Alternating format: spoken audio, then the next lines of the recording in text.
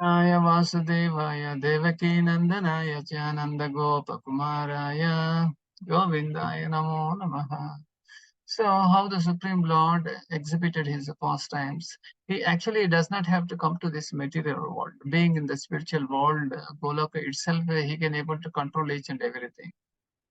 Because he is Purnasya Purnamadaya Purnameva Avashishyate. Now he is completely whole. And just by his will, he can able to do anything and everything from the spiritual world. But why does he come to the material world? Because he has to uh, have a relationship with all his forgotten people. And the Supreme Lord Krishna, he makes a wonderful arrangement so that he can claim his children back.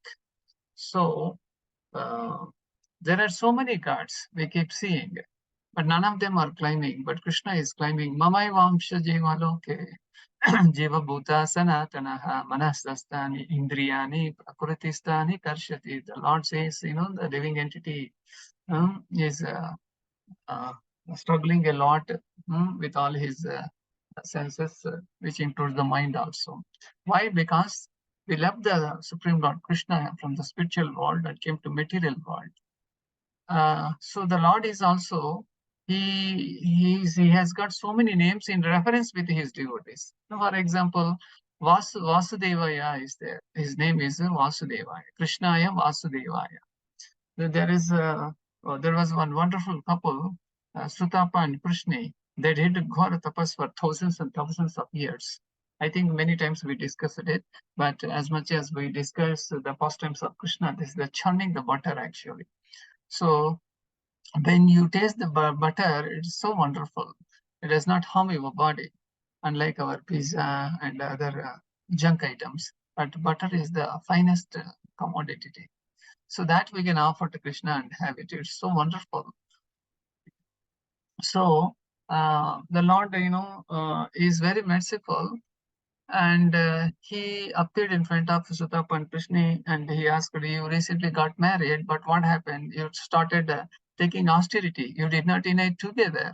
What do you want? Then they asked, we want a son like you. Then Lord replied, you cannot have a son like me. I will appear myself as a putra, son for you.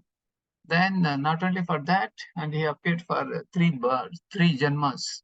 Sutapa Prishni as Prishni Garbha and Vaman Dev for Aditi and Kashyapa Muni and the third janma also for Devaki and Vasudeva, the Supreme Lord appeared as their son to release the pastimes and to exchange their loving feelings with the parents. So in this way, his name is because he is son of Vasudeva, he became a Vasudeva. And he is a Devaki Nandanaya.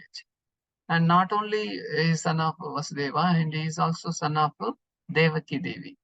And Nandanaya, in the word meaning, Prabhupada says Devaki Nandanaya, unto the son of Devaki. Nanda Gopa means Nanda and the cowherd man.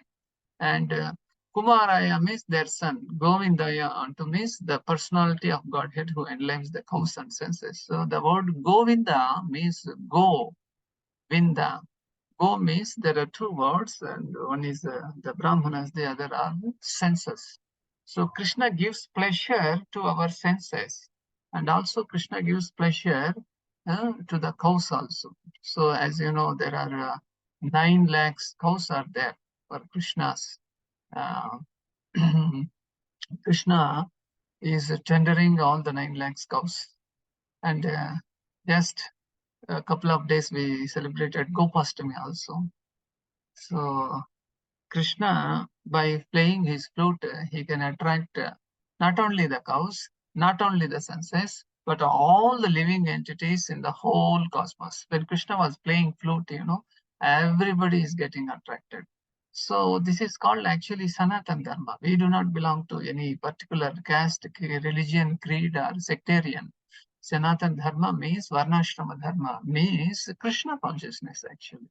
So in the translation, it mentioned Queen Kunti. Now, the Supreme Lord is leaving Hastinapura and he is going to Dwarka back. Now she is paying obeisances and she's giving different names for Krishna. And Srila Prabhupada explains here, the Lord being thus unapproachable by any material assets, out of unbounded and causeless mercy, descends to the earth as he is in order to show his special mercy upon his unalloyed devotees and to diminish the upsurges of the demonic persons. That means the demonic always is there. So to destroy the demonic people and to re-establish the Dharma, Krishna gives his special mercy. He personally comes to this material world. Now, Queen Kunti specifically adores the incarnation of or descent of Lord Krishna above all other incarnations because in this particular incarnation he is more approachable. Now let us hear it very attentively and read it Prabhupada purport. In the whole purport, Prabhupada says how Supreme Lord Krishna is so lovable, so friendly, and so enchanting, and that the devotee can able to exchange his feelings than the incarnation of Rama. That's what he gives the proper explanation also how the direct incarnation of Krishna is more merciful, more wonderful. That means Adbhut. He will explain now. Let us also hear. Here it says, he is more approachable, but whereas in the Rama incarnation, he remained a king's son from his very childhood, but in the incarnation of Krishna, although he was the son of a king, he at once left the shelter of his real father and mother. So at the beginning, Lord, they gave only that much association.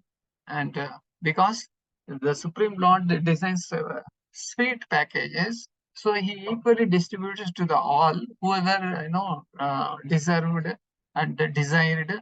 Accordingly, Lord Krishna distributes his butter of incarnations. Now, uh, his real father and mother, but King Vasudeva and Queen Devaki, just after his appearance and went to the lap of Yashoda Mai to play the part of an ordinary cowherd boy in the blessed Rajabhumi, which is very sanctified because of his childhood pastimes. The Lord knows where to descend. Many people in the Western countries, they would ask us why Krishna appeared only in Vrindavan, only in India. The answer is, Acharyas, they say that Lord knows where the area is clean. Just before we sit on a chair or a bench or any car or in anywhere, we see that at least the area is clean, then only we tend to sit. Similarly, the Lord also, when he descends from Golaka to this Bulaka, he also knows which area is clean. So this Bharatavarsha is a very holy land. For that reason, the Lord appeared here. Of course, he had various incarnations like Shvetavaraha, Narsimhadev, and Kurma, Matsya, various avatars, and in different planets also he appeared. It's not that only in India, only in Uttar Pradesh, only in Vrindavan he appeared. No, he has appeared many times, but we are, so ignorant, we may not be knowing. Okay, now when come to these childhood pastimes, why does he do so? Means he wants to attract so many conditions. So therefore, Lord Krishna is more merciful than Lord Rama. This is the explanation given by Srila Prabhupada that Krishna's form is more merciful than Lord Rama. Means Lord Rama is just like a Maryada Purushottama. You cannot easily approach. You cannot go and give a shake hand, or you cannot go and hug. You cannot go and play with Lord Rama, because he is a Maryada Purushottam. He should give Maryada respect. Okay. But Krishna is not like that. Maybe at the end of the session, I can play a 1 minute video and how Krishna can able to exchange his loving feelings, relationship with his devotees. But these Gopa boys, they do not know that Krishna is the Supreme Lord. Once they come to know that Krishna is the Supreme Lord, they cannot able to enjoy. For example, once, uh, Krishna, whenever Radharani comes, he is much disturbed. So this many times we heard from His Grace Jagashashi Prabhu. So sweetly he explains. One of that pastimes is, Krishna always gets disturbed himself whenever Radharani comes. Then Balram and other Gopa boys, they would say, why Krishna? Why do you so disturbed and you are so chanchal whenever Radharani comes? Then Krishna replies, no, no, no, not like that. I'm perfectly all right. There's no problem. Maybe this time also you can witness that. Then the time came that Radharani is coming, and Krishna, he was not looking at Radharani, and he started milking the cow. So Radharani comes there, and along with Balram and Gopabais, other gopis and Radharani, they were laughing and laughing at Krishna. You all know the reason. Then Balrama, he was suggesting, Krishna, don't do that, don't do that. Then what happened? Then Krishna, Balram says, oh Krishna, you are thinking that you are milking the cow, but you are not milking the cow. You are milking the ox. Then Krishna came to his senses. Actually, Krishna was disturbed that Radharani was coming. Like that, Krishna does so many pastimes. It is not that Krishna does not know that there was a bull or an ox that he was milking the cow. He was milking, but he knows it pretty good. But he wants to give a loving relationship with all his devotees. We would have heard so many other pastimes like, Krishna steals the butter, and, somebody comes and asks him, why do you steal butter? You are king, you are son of Nanda Maharaj, you have millions of cows, why do you want to steal? Then Krishna says, in stealing and eating butter only, it is more tastier than actually being offered by somebody. So that's why it's called Makanchor. And then yes, an ordinary person does not know, does not even understand why Krishna steals the butter. So Krishna steals the butter so that he can, take the service of the devotees. And even gopis also, while churning the butter, they were thinking one day Krishna will come and he will steal the butter. And Krishna not only steals the butter, he steals the hearts of all the gopis, and thereby he gives his topmost medicine. Okay, so he was undoubtedly very kind to Kunti's brother Vasudeva and the family. Had he not become the son of Vasudeva and Devaki, Queen Kunti could not claim him to be her nephew and thus address Krishna in parental affection. So, Prabhupada here mentions that Queen Kunti, she is claiming that he is my nephew. How can she claim? Because the Supreme Lord was so merciful, he appeared as a son for Devaki and Vasudeva. And this Kunti is a sister of Vasudeva. Then the connection became established, and she is addressing Krishna as a nephew. Otherwise, there is no chance. So why does Krishna do so? Means he wants to develop a relationship with the devotee, and it is not our money, our power, our strength, or our food that which we offer Krishna. He is not hankering for that. He is not looking for that. He is only looking for our loving relationship. For this reason, in so many verses, the Lord says, um, I want only your love, nothing else. I don't want your money. I don't want your beauty. I don't want anything from you. I just want you to be in love with me. And even he says, Patram Pushpam Palam Toyam Yeme Bhaktya Prayatachi. And he adds, Tadaham Bhakti Upahrutam. Bhakti Upahrutam is very, very important. If you offer with a loving devotion, then Krishna accepts it. For this reason, Kunti is claiming, and Krishna is my nephew. So materially also, say, for example, I have a sister, and I do not know who is my brother-in-law. And then one day they get married, and I slowly started developing a kind of a loving relationship with my brother-in-law because he married my sister. In this way, the relationship will develop. Then they beget a child, and I will have a more sweet relationship with the children because the child is a son of my sister. So materially it is there, but spiritually it is more lovable, which is available only with Krishna. Okay, then we'll move forward. and thus address Krishna in parental affection. But Nanda and Yashoda are more fortunate because they could relish the Lord's childhood pastimes, which are more attractive than all other pastimes. Yes, the Supreme Lord, which he enacted, the childhood pastimes, they are very, very funny and very sweet and very lovable. So there is no parallel to his childhood pastimes as exhibited at Vrajabhumi, which are replicas of his eternal affairs in the original Krishna Loka described in the Chintamani Dhama, in the Brahma Samhita. Lord Sri Krishna described himself at Vrajabhumi with all his transcendental entourage and paraphernalia. So it is not simply we discuss it, but every time we discuss the pastimes of Krishna, they're so wonderful.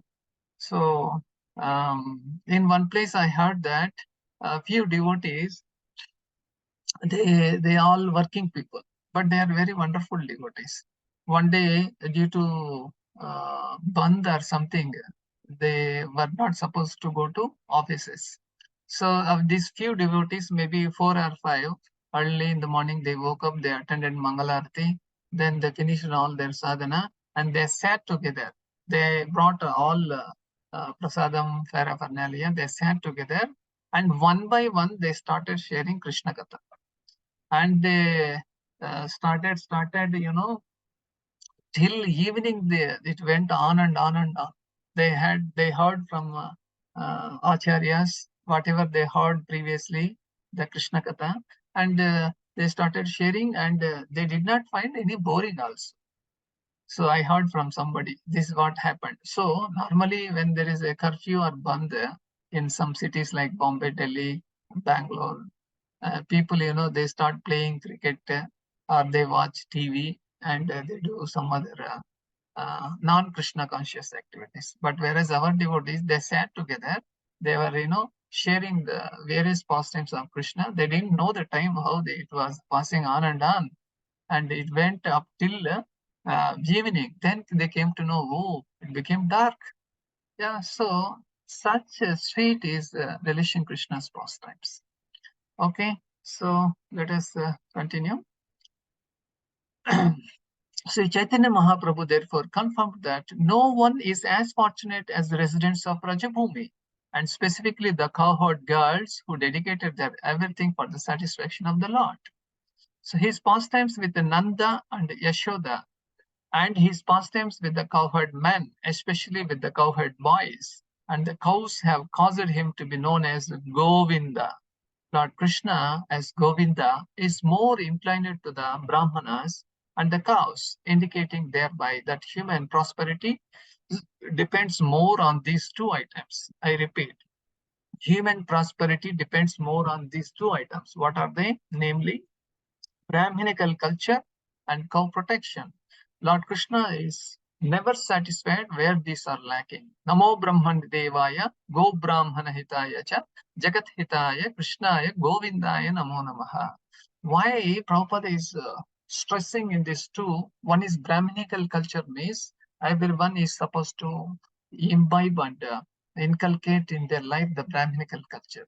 This most of the Brahmins, they are in the mode of Sattva-guna. And Sattva-guna is the easiest platform to bring to the next level of Shuddha Sattva platform. Sattvam Vishuddham Vasudeva Sabdhitam. And this Vasudeva Sabdhitam is, complete Krishna consciousness. Whoever chant the holy name of the Lord follows the 4 regulator principles and do some service for their lordships and Vaishnavas. And he is doing the wonderful activity in this earthly planet. And the cow protection means the Lord is well-wisher of the cows and also for the senses.